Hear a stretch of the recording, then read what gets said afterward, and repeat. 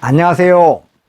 행복 인생 수업을 진행하는 행복 큐레이터 이재홍입니다. 오늘은 행복 인생 수업의 제7강입니다. 7강의 제목은 과학적으로 입증된 5가지 행복 비결입니다. 지금까지 2강부터 6강까지 했던 걸 종합적으로 말씀을 드리는 겁니다. 긍정심리학의 목표가 플로리시라 그랬죠. 플로리시는 최고의 행복의 만개라고 말씀을 드렸습니다. 그렇게 플로리시를 도달하는 방법이 바로 5가지 행복 비결, 팔마입니다. 그런데 지금까지 그 팔마에 대해서 2강부터 제6강까지 해서 다 지금 하나씩 다 자세하게 설명을 했습니다. 오늘은 이걸 종합적으로 한꺼번에 다 말씀을 드리도록 하겠습니다. 첫 번째가 이제 2강에서 했던 긍정정서를 키워서 행복해지기였었죠. 이 긍정적인 정서는 포지티브 이모션을 말합니다. 첫 번째 P죠.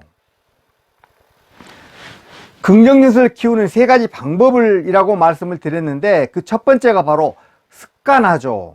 그러니까 우리가 요새 이제 벚꽃이 곧 피어나죠. 그리고 지금 현재 목련도 이쁘죠. 그러한 것을 보고 굉장히 작은 기쁨을 자주 느끼는 거. 그런 것을 계속 아름다움을 자주 느끼는 거. 이런 거죠. 이런 것들을 계속 습관화할 필요가 있다 그랬습니다. 그렇게 함으로 해서 우리가 긍정정서가 쉬워진다. 그래서 그게 바로 계속 습관화함으로 해서 우리가 스스로 우리도 모르는 사이에 자꾸만 작은 기쁨을 자꾸 이제 느껴서 그게 긍정정서를 높여준다고 학자들이 얘기를 했다고 말씀을 드렸습니다. 그 두 번째는 음미학입니다. 그래서 다른 사람과 기쁨을 공유하고, 그리고 또 기쁨을 공유하면서 그런 것을 사진을 찍어가지고 사진을 보면 그걸 추억으로서 남겨가지고 사진만 보면 그때 즐거웠던 감정들이 떠오르는 거죠. 그리고 내 일에 집중해가지고 느끼고 심취한다. 이런 것들이 음미학이라고 말씀을 드렸습니다. 그래서 두 번째, 긍정정서 키우는 두 번째 방법을 음미학이라고 지난번에 이제 자세하게 설명을 해 드렸죠. 세 번째는 우리가 일상생활을 최대한 즐기면서 살아가도록 의식적으로 노력을 하자라고 말씀을 드렸습니다. 거기에서 굉장히 중요한 게 의식적인 노력입니다. 의식적인 노력은 이건 노력하지 않으면 안 됩니다. 그래서 우리는 근본적으로 진화 과정에서 우리가 보통 의식적으로 노력하지 않으면 평상시에 좀 불안감을 느낀다. 뭔가 모르지만 뭔가 불안감을 느낀다라고 말씀을 드렸습니다. 그래서 의식적으로 노력하자. 그리고 이제 스트레스에 대해서 제가 그때 자세히 말씀을 드렸는데, 우리가 살다 보면 큰 고난이 어쩔 수가 없는 거죠. 그런데 그 고난을 고통으로 받아들이느냐, 그렇지 않으면 그냥 별거 없이 그냥 지나가느냐 하는 거가 이제 결국 문제가 되는데, 그 스트레스가 닥쳤을 때 처음에 여기에서 최악의 상황이 무엇이냐를 파악한다 그랬죠. 예를 들어서 내가 암에 걸렸다. 암에 걸렸으면, 그러면 내가 암에 걸려서 최악의 상황이 뭐냐라고 생각을 한다면 결국 죽는 거죠. 그런데 우리가 한번 곰곰이 생각을 해보면 모든 사람은 죽습니다. 단지 그게 빠르냐 늦느냐의 차이인 것이죠. 결국 우리 부모님 돌아가셨고 할머니 다 돌아가셨잖아요. 이제 그런 것을 생각을 하면서, 그래, 최악의 상황에 내가 죽는 건데 이 죽음을 그냥 받아들일 수밖에 없겠다라고 생각을 한다면, 그걸 마음을 정리한다면, 그렇게 암에 걸렸다 그래서 막 당황해가지고 그냥 막 불안하고 고민하고 이런 상황에서 벗어날 수가 있다는 거죠. 그런데 그럼 현재의 상황에서 최선이 무엇인지 한번 생각을 한번 해보는 거죠. 그게 당황했을 때는 그게 생각이 나지 않습니다. 그래서 이쪽 사람이 이렇게 읽으면 그걸 따르고 막 그렇게 해가지고 이 병원 저 병원 다니면서 병원 쇼핑을 하게 되죠. 결국 그게 더 병을 악화시키는 경우가 많지 않습니까? 그래서 내가 어떤 최악의 상황을 받아들인다면 마음이 안정됐죠. 그러면은 현재의 상황에서 최선이 무엇인가 한번 우리가 깊게 생각을 해서 차분하게 대처할 수가 있는 거죠. 그래서 긍정스스로 키우기 3가지 키워드로 습관화, 음미하기, 일상을 즐기기라고 말씀을 드렸습니다. 그 다음에 이제 3강은 몰입을 통해 행복해지기를 이제 말씀을 드렸었죠. 그 인게이지먼트가 이제 몰입이라고 말씀드렸습니다. 우리가 평소에 바람직한 삶이란 어떤 것인가를 생각을 해봤을 때 결국은 바람직한 삶이란 우리에게 주어진 시간을 어떻게 보낼 것인가, 이게 굉장히 중요한 거죠. 우리는 모두 24시간이라는 하루의 시간을 이렇게 받은 거죠. 그러면 그렇게 매일매일 우리가 어떤 받은 그 24시간을 어떻게 보낼 것인가, 이게 이제 결국은 우리가 바람직한 삶을 사느냐 마느냐 어떤 결정을 하는 거죠. 결국 시간을 어떻게 쓰느냐가 문제인 거죠. 근데 우리가 평소에 행복하지 않다는 것은 그냥 뭔가 삶이 따분하고 무의미하다, 그냥 심심하다, 무력감이 든다, 곤태롭다, 지루하다, 이런 어떤 기분을 느끼는 거, 이게 바로 이제 우리가 삶이 행복하지 않다라고 우리가 어떻게 생각을 하는 것인데, 그렇게 그것을 몰입을 통해서 따분하고 무의미한 삶을 그야말로 기쁨이 충만한 삶으로 바꿀 수 있다는 거죠. 그걸 그 연구한 학자가 칙센트 미하이 교수라는 분인데, 세계적으로 몰입 이론을 통해 가지고 행복해질 수 있다는 그 이론으로 유명해지신 분이죠. 결국 몰입이란 시간 가는 줄 모르고 뭔가 100% 주의를 집중하는 상태, 의식과 감각을 잃어버릴 정도로 몰두하고 있는 상태를 말하는 거죠. 우리가 근데 이 세상을 살아가면서 저렇게 정말로 시간 가는 줄 모르고 어떤 거에 다 몰입하는 거, 그게 얼마나 될까요? 그렇게 몰입하면서 사는 거가 행복이기 때문에 우리는 어떤 것에 그러면은 몰입하면서 살 건가, 이걸 한번 연구할 필요가 있는 거죠. 과학자들이 연구를 해보니까 저렇게 우리가 뭔가 몰입할 때는 우리 몸속의 세포가 최대한으로 활성화된다, 풀 가동이 된다. 지금 그렇게 해가지고 그게 우리의 어떤 면역력 증가에 도움이 되더라. 이게 이제 학자들이 연구한 결과인 것이죠. 그 얼룩말이 사자가 쫓아오면은 그냥 완전히 몰입 상태로 막 그냥 이제 그렇게 가는 거죠. 그때 이 얼룩말은 온 몸의 세포가 활성화돼 가지고 자신의 기량을 100% 발휘하는 거죠. 그런데 이 얼룩말이 사자가 이제 쫓아오지 않으면 좀 이제 무기력하고 심심한 거죠. 그래서 어떨 때는 그 얼룩말이 사자들이 모여있는 근처에 가가지고 어슬렁거린답니다. 그래가지고 사자가 쫓아오면은 막 이제 도망을 가는 거죠. 얼룩말도 그렇다는 거죠. 그래서 어떤 우리가 몰입을 통해 가지고 행복감을 느끼고 즐거움을 느끼고 기쁨을 느낀다는 것은 우리가 그렇게 하기만 하면 되잖아요. 그건 고갈되지 않는 무제한의 어떤 자원이다. 그래서 잘만 우리가 몰입을 활용하면 언제 어디서나 우리는 몰입을 통해 가지고 우리의 삶은 높아진다는 거죠. 저렇게 이제 암벽 등반한다거나 번지 점프를 한다거나 또는 행글라이드를 한다거나 자동차 경주를 한다거나 이럴 때는 그야말로 몰입을 할 수밖에 없잖아요. 거기선 자동차 경주를 하는데 1초라도 다른 생각을 해버리면 그건 이제 죽음이죠. 암벽 등반을 하는데 0.5초라도 딴 생각을 해가지고 미끄러지면 그냥 그건 죽음이죠. 그래서 0.5초, 1초도 딴 생각을 못하고 거기에 몰입을 하는 거죠. 이때 우리 온몸의 세포가 활성화돼 가지고 어떤 거에 최대한대로 집중을 하는데 그때 시간 가는 줄 모른다는 거죠. 그래서 그렇게 시간을 보내는 게 아주 행복이기 때문에 많은 사람들이 그 위험성에도 불구하고 저렇게 암벽 등반을 한다거나 행글라이딩을 한다거나 자동차 경주에 빠지는 것이죠.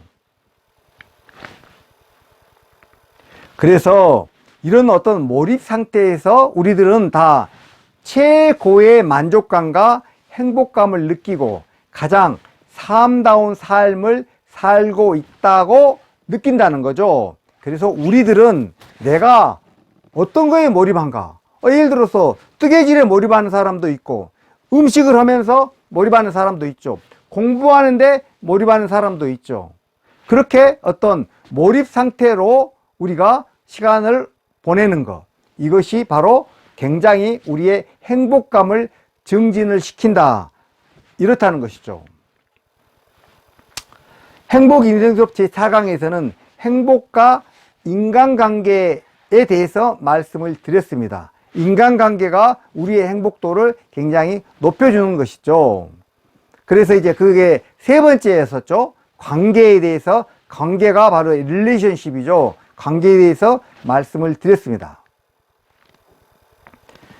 그 굉장히 유명한 하버드 대학교의 성인 발달 연구라는 게 있었죠. 그것은 80년 이상 연구를 했는데 무엇이 우리를 건강하고 행복하게 만들까에 대해서 이제 한 연구가 되겠습니다.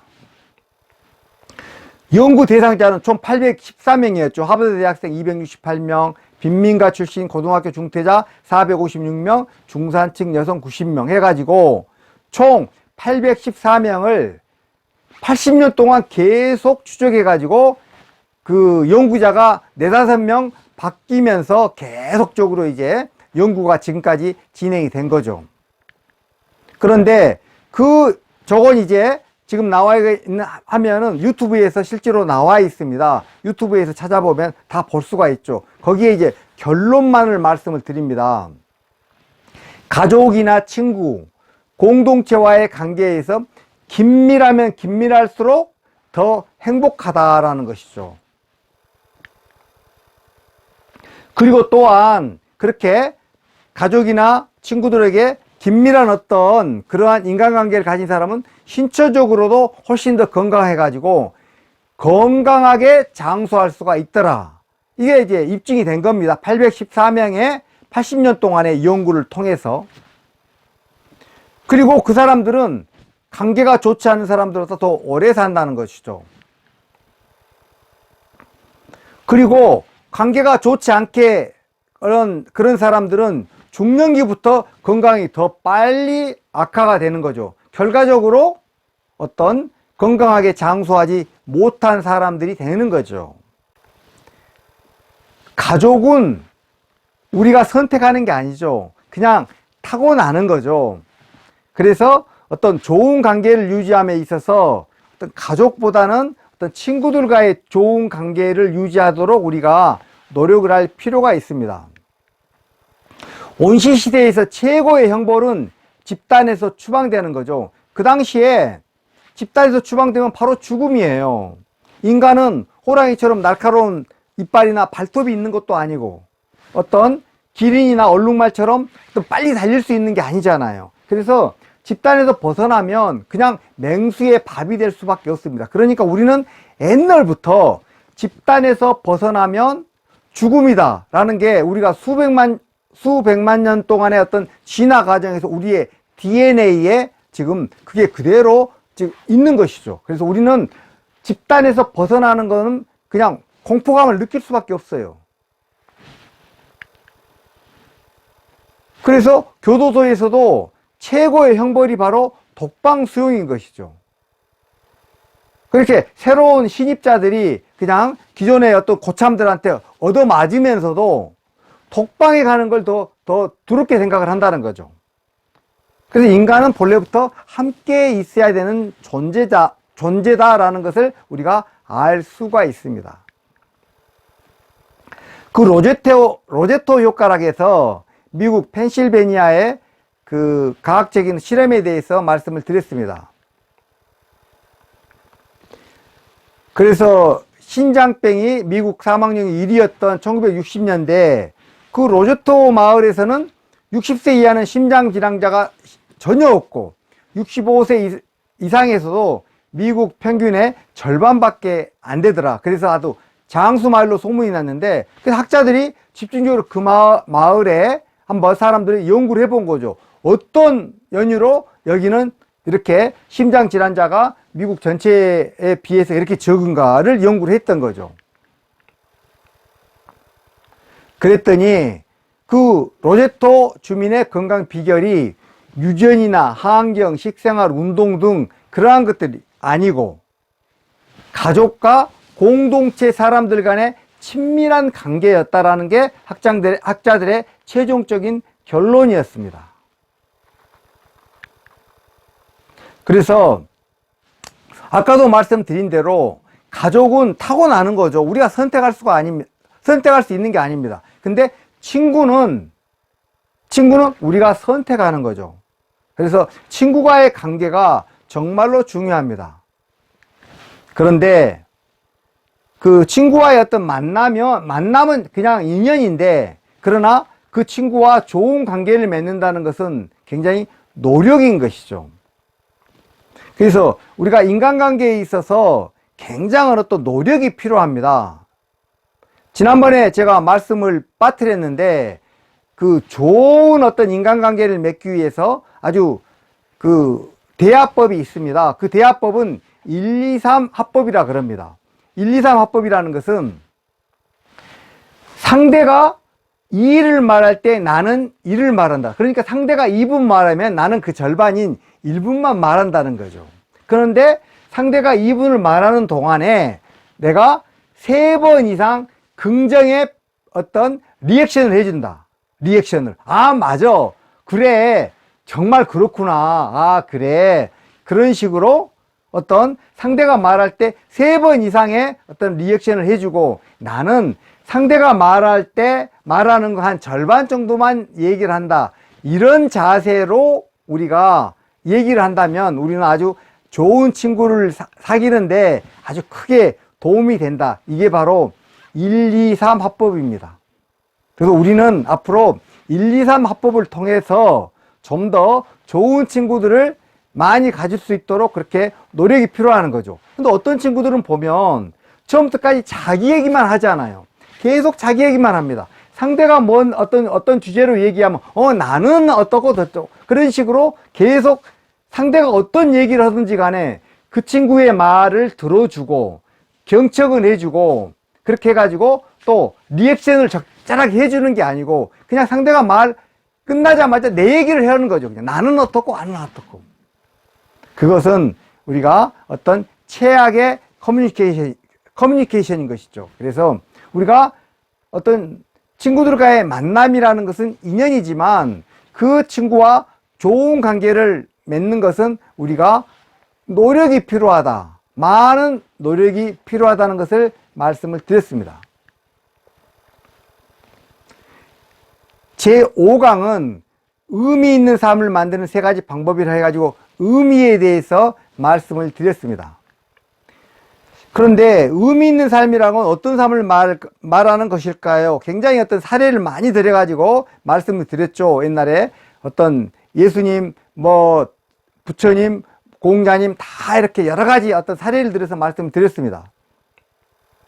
그리고 어떤 의미 있는 삶을 만드는 3가지 방법에 대해서 말씀을 드렸는데 첫 번째는 내 삶의 의미를 부여하자. 그런데 내 삶의 의미와 가치를 부여하는 사람은 오직 나만 가능하다. 그 누구도 할 수가 없다. 그러니까 내가 스스로 내가 지나간 삶에 대해서 어떤 의미를 부여를 해야 된다라고 말씀을 드렸습니다. 지난 과거는 어떻게 할 수가 없잖아요. 그런데 그 지난 과거를 부정하고, 그건 정말로 그 최악의 상황이었어, 이렇다면 그건 나만 손해인 것이에요.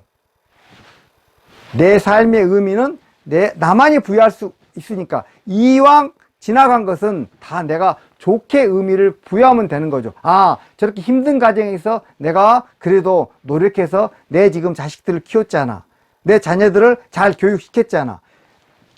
내 자식들을 잘 교육시키고 잘 키웠다는 거, 이거 하나만 가지고도 얼마든지 내 삶은 의미가 있고 가치가 있는 거죠. 그렇게 내 삶의 가치에 스스로 의미를 부여하자는 거가 굉장히 중요한 거죠. 그래서 지난번에 그 지난 일, 과거는 통제 불가능한 것이고 나의 마음은 통제 가능한 거다. 그러니까 통제가 불가능한 과거나 지난 일, 또는 타인의 생각, 외부적인 어떤 상황, 이런 거에 대해서, 이런 걸 가지고 자꾸 고민하거나 그렇게 하지 말고 통제가 가능한 자신의 마음에 집중을 하자는 거죠. 그렇게 해서 내가 의미를 부여하고 내가 어떤 거에 가치를 부여한다면 내 삶 전체적으로 의미가 있고 가치 있는 삶이 된다고 말씀을 드렸습니다. 우리가 세상의 모든 것은 우리의 어떤 해석하기에 달려 있는 거죠. 어떤 상황이 그대로 있으면 그 상황이 어떤 실제적인 상황이 있는데, 그건 우리가 예를 들어서 내가 노란색 안경을 끼고 본다면 그걸 노란색으로 해석을 할 것이고, 빨간색으로 끼고 본다면 빨간색 안경을 끼고 본다면 빨간색으로 해석이 되겠죠. 그게 어떤 패러다임이라고 할 수도 있고 프레임이라고 할 수가 있습니다. 내가 가지고 있는 프레임으로, 내가 가지고 있는 패러다임으로 어떤 상황을 해석하고 의미를 부여하는 거죠. 그래서 우리는 이왕이면 긍정적으로 좋은 의미를 부여하자는 거죠. 그래서 다시 한번 이제 강조를 했죠. 세상상 모든 것은 내가 해석하기에 달려있다. 그래서 이제 의미 있는 삶을 만드는 세 가지 방법, 마지막으로 목표 지향적, 두 번째입니다. 목표 지향적 삶보다 어떤 과정 지향적인 삶을 살자. 그래서 마라톤 같은 경우는 끝까지 가는 목표 지향적이죠. 주변 할 거 없이 목표에 도달하기 위해서 정신없이 뛰는 거죠. 그런데 과정 지향적이라는 것은 춤을 추는 거라고 비유를 했습니다.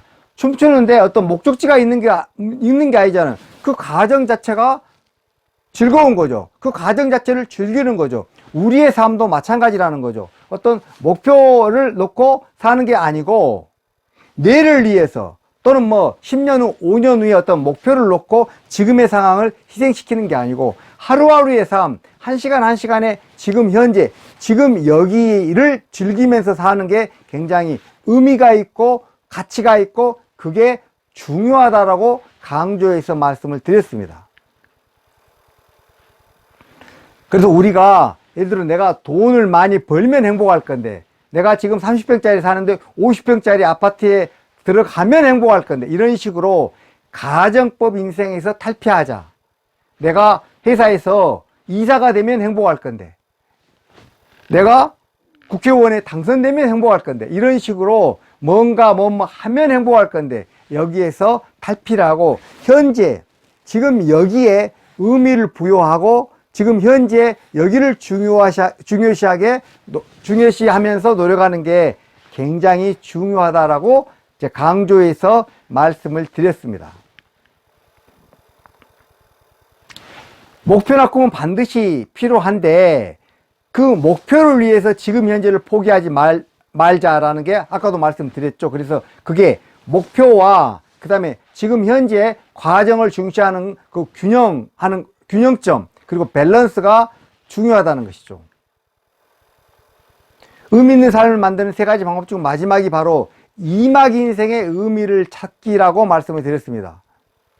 그래서 이막 인생은 바로 60세 이후를 말하는 것인데, 우리가 은퇴 후 30년이죠. 그 65세면은 이제 법정 노인이 되죠. 그런데 60세 넘어서 특히 이제 법정 노인이 돼서도 자신의 모든 시간을 돈벌이에만 사용한다는 것은 그건 좀 문제가 있다. 그걸 지난번에 이제 자세하게 말씀을 드렸지요. 그래서 우리가 이막 인생에서 의미 찾기는 어떤 건전한 즐거움을 찾고 하루하루의 삶에 만족하고 사회에 기여하고 이런 것들에 대해서 하나하나 지난번에 이제 말씀을 드렸죠. 그래서 그 내 삶의 의미를 부여하는 것은 내 과거는 가치 있게 의미 있다라고 내 스스로 해석을 하고, 그 다음에 목표 지향적이 아닌 가정 지향적으로 지금 이 순간을 소중하게 만들고, 그 다음에 어떤 특히 배움을 통해서 창조적인 어떤 즐거움을 느끼면서 살자. 그리고 그것이 바로 이막 인생을 의미 있게 사는 아주 좋은 방법이다라고 말씀을 드렸습니다. 8마의 마지막 강의로 행복과 진정한 성공입니다. 지금 이제 성취를 어치브먼트라고 그랬는데, 성공은 사실 석세스 이런 식으로 전혀 사실 다르죠. 내용이 성취와 성공은 다른데, 그런데 많은 사람들이 성취와 성공을 같은 의미로 사용을 하고 있기 때문에 저도 지난번 강의에서 성공과 성취를 같은 의미라고 가정을 하고 말씀드린다고 지난번에 설명을 드렸습니다. 그런데 과연 우리 삶에서 무엇이 성취고 무엇이 성공일까요? 그래서 많은 이제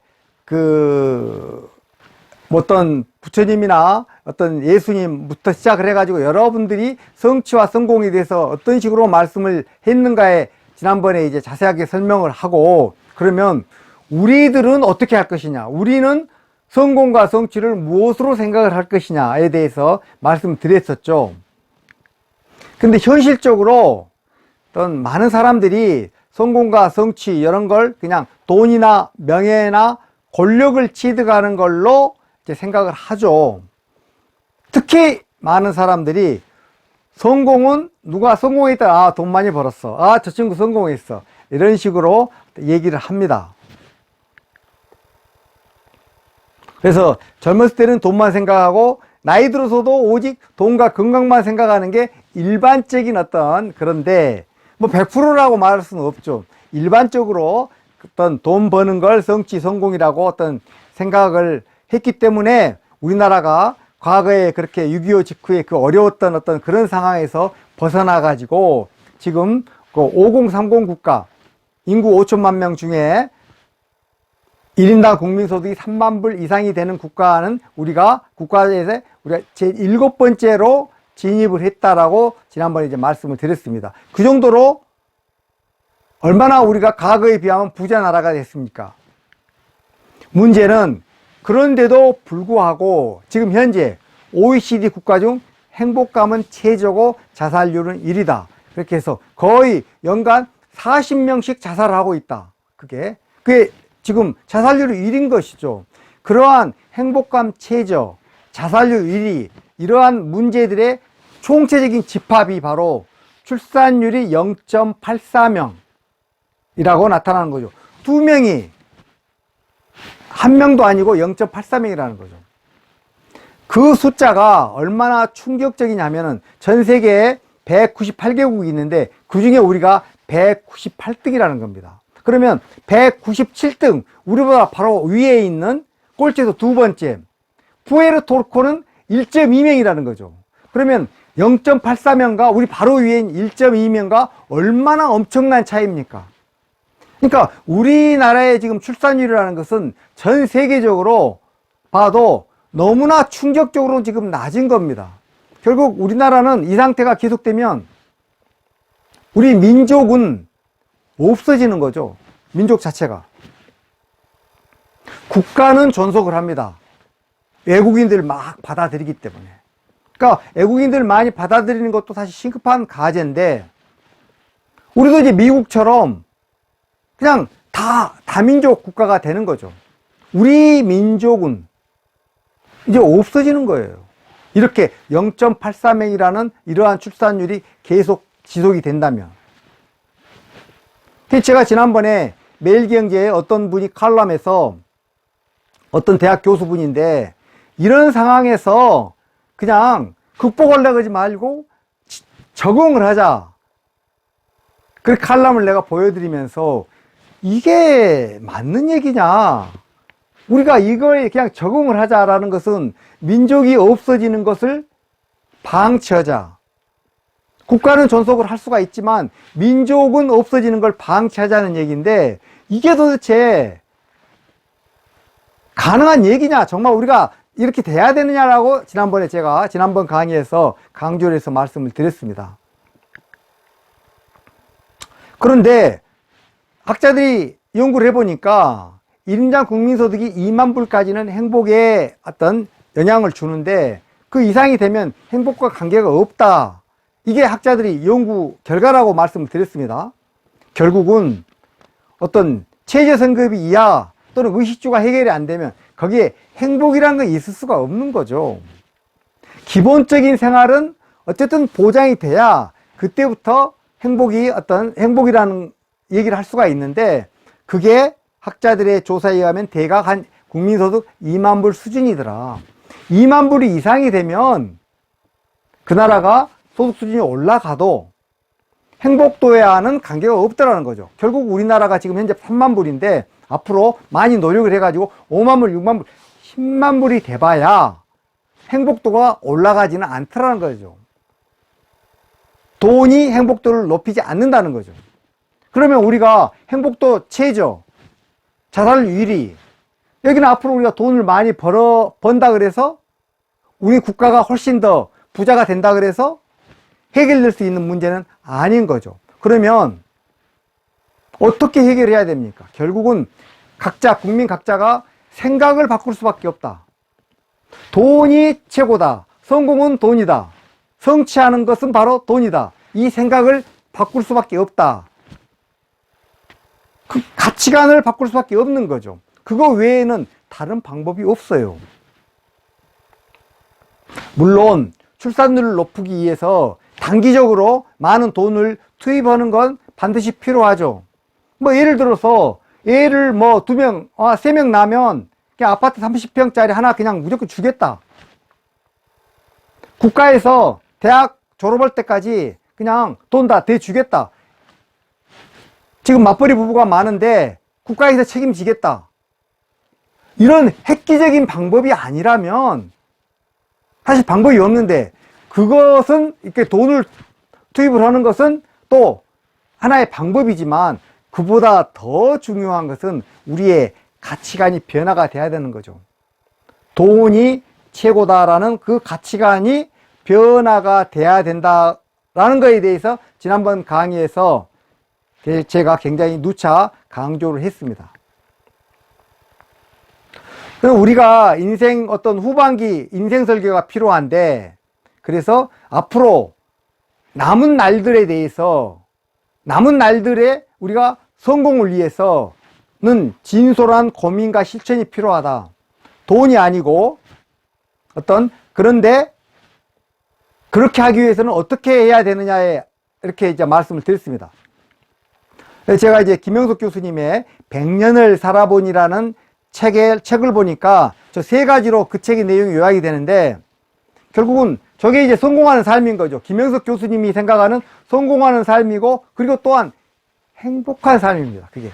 그게 바로 평생 공부하고 평생 일하고 항상 즐거움을 찾아라. 저렇게 실제 지금 100년을 살아보신 분이 그렇게 지금 얘기를 하신데 저건 정말로 맞는 말씀이라고 생각을 합니다. 그래서 제가 그걸 김영석 교수님이 말씀하신 3가지를 5가지로 좀 세분화를 시켜봤습니다. 그게 바로 이제 건강하고 공부하고 평생 동안 일하고 어떤 관계를 중요시하고 취미생활을 가져라. 이러한 모든 것은 다 즐거움이 바탕이 돼야 되고 이 5가지에 어떤 한 가지에 치중하지 말고 5가지 모두가 바로 조화와 밸런스가 필요하다. 그 밸런스가 굉장히 중요하다라고 말씀을 드렸습니다. 한 가지만 집중하는 게 아니죠. 5가지를 다 해야 되는 거죠. 그렇게 하다 보니까 이제 그 삶의 어떤 형태가 나타나는 거죠. 저게 이제 유의자적형, 평생현역형, 뭐 공부 배움형, 사회봉사형, 모험가형으로 우리 어떤 후반기 인생을 살아가는 그런 그 60세 이후의 삶을 살아가는 사람들의 어떤 그러한 삶의 형태가 나타나는데, 그러나 저 중에 어떤 한 가지를 선택하는 게 아니고 5가지가 다 필요하다. 5가지가. 평생 현역으로 일할 수 있는 어떤 뭔가 일이 있어야 되고, 그게 꼭 돈 버는 일이 뿐만이 아니고 어떤 봉사를 통해서 어떤 그런 거 평생 어떤 뭔가 일하는 게 필요하죠. 그리고 평생 공부가 필요하죠. 특히 어떤 그 인문학이나 어떤 디지털 이러한 걸 포함해서 많은 분야에 평생 공부가 필요하다. 내가 죽기 전의 세상보다 내가 태어남으로써 한 가지라도 더 이롭게 할 수 있는 그러한 사회 봉사도 필요한 거고, 그러는 과정에서 어떤 그 내가 지금까지 전혀 안 해봤던 거, 그러한 거에 뭔가 한번 도전해보는 그런 모험가적인 그러한 어떤 것도 필요하지 않을까라고 말씀을 드렸고, 그러한 과정 속에서 그러나 우리는 이제 나이가 들었으니까 너무나 그냥 급하거나 또는 성급하게 그냥 열심히 일만 한다거나 이런 거에서 벗어나서 좀 더 유유자적하면서 그냥 휴식을 중요시하는 그러한 어떤 조용한 삶이 돼야 된다. 이게 5가지가 조화를 이루어야 된다는 것이죠. 그래서 이제 내가 그 강조하는 5가지를 말씀을 드렸는데, 그 중에서 이게 다는 말씀을 못 드리고 2가지만 말씀을 드려보면, 첫 번째가 꿈과 목표는 반드시 필요한데, 꿈이나 목표는 나침반이나 북극성의 역할을 해주기 때문에 중요한 것이다. 우리가 꿈을 위해서 오늘을 희생하는 건 그건 아니라는 거죠. 목표 지향적이 아니고 과정 지향적이 된다 그랬죠. 하루하루가 삶이 소중하니까 어떤 꿈이나 목표 어떤 방향은 제시하되, 내일을 위해서 오늘을 희생하지 말고 과정을 중시하면서 오늘 하루하루를 즐겁게 할 수가 있어야 된다라고 지난번에 강조해서 말씀을 드렸습니다. 그리고 또한 꿈과 목표는 뭔가 세분화시켜가지고 작게 나누어가지고 항상 작은 기쁨을 우리가 느끼면서 맛보면서 살아야 된다라는 게 굉장히 중요하다라고 말씀을 드렸습니다. 그리고 그 5가지 중에서 마지막이 바로 공부와 어떤 배움이 인생 최고의 가치다.